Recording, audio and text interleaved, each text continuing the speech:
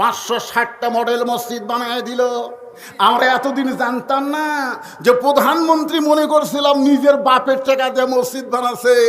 এখন শুনলাম সৌদি আরব 8,000 কোটি টাকা দান করেছে, আর সেই টাকা মেরে খেয়ে শালারা মসজিদ বানাচ্ছে। জোরে খান কথা ঠিক কিনা? হ্যাঁ, তাই তো কই খেরে নেতারা প্রধানমন্ত্রী মসজিদের বানানোর কথা কয়, কিন্তু এক নেতা নামাজ পড়ে না। তার কারণ কি রে বাংলার মুসলমানেরা?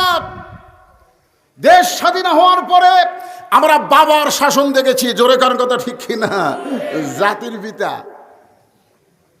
তারপরে দেখলাম আমরা একজন মেজরের শাসন, যাকে বলি আমরা জিয়া।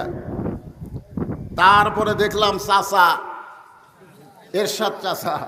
তারপরে দেখলাম ভাবি। তারপরে দেখলাম বুবু। তারপর আবার ভাবি।